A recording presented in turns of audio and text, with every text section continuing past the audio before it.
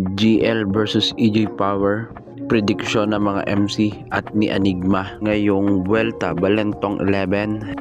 Pero bago yan, huwag niyong kakalimutang mag-like and subscribe sa video na to para sa marami pang video. Maraming salamat. GL versus EJ Power. Putang ina, napakahirap nito. Good luck sa mga hurado. Good luck sa mga hurado. GL para sa akin isa na tong current gods, no? Hindi siya old god. Kasi ang old god kasi para sa akin, hindi ang old god, hindi yan yung dahil matagal ka na, old god ka na.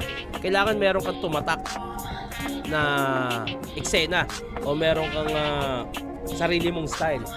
Kumbaga sa mga Diyos, may ano 'di ba? May Diyos ng apoy, Diyos ng tubig, Diyos ng lupa. At para sa akin, masabi mong all God ang isang MC kung matagal na siya at tumatak talaga siya. Meron siyang trademark, ayun ang all God. Pero para sa akin si GL, ano na to? Current God. Sa ngayon, isa na siya sa mga bumago rin sa meta ng battle rap. Sa flip top current God to. After a year, pag lumipas, magiging all God to si GL. Iba yung ano nito, iba yung sipag nito ni GL.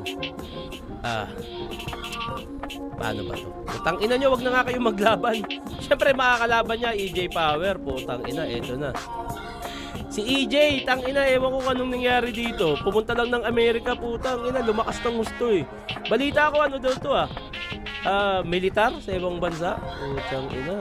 EJ Power, iba yung lakas nito, iba pumunto, iba yung presence. Kaya putang ina nyo, kung maaari lang, wag na kayong maglaban. Pag kinuha akong hurado, hindi naman ako kuning hurado dito kasi may labang kami susunod. Pero GL, EJ Power, nako. Wala akong pipiliin muna dito. Tulad ng Slack 1 Bitroom, ganun din ang opinion ko dito. Kung sino may pinaka-epektibong material, yun ang mananalo. Ang hirap, no? Ang hirap, putang ina.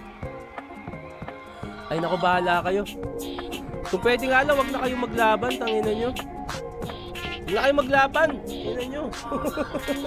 Slack 1 Bitroom, GL, EJ Power, talaga namang.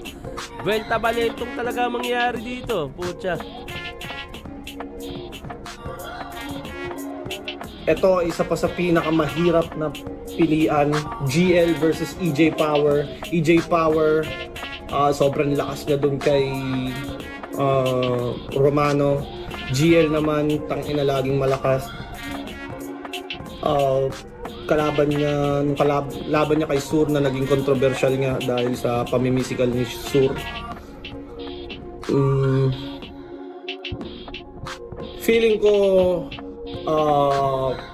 lamang na lamang si GL pagdating sa writing, technicality ng sulat, at si GL ay laging may nalalabas na kumbaga bagong material. Si EJ naman solid lagi performance,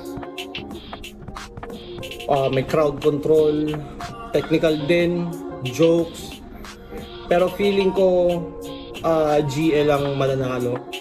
Kung sa sulat ibabase, lamang si GL talaga. So GL ako dito. GL versus EJ Power, man, parang wala puta. Ano pa bang sasabihin ko tungkol dyan, tangin? Dalawa sa dalawang halimaw.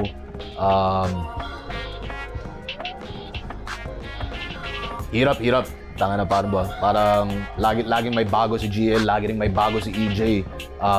Pareho ring may strengths.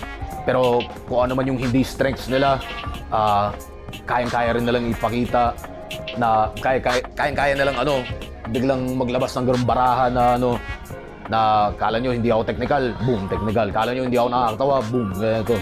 Kala nyo kulang ako sa concept, kala nyo kulang ako sa ganitong sa aggression, sa stage presence. Parang isa siguro to sa magiging paano ba? Hirap i-jinx wala na lang akong sasabihin, tanga na. GL versus EJ Power, abangan nyo yan.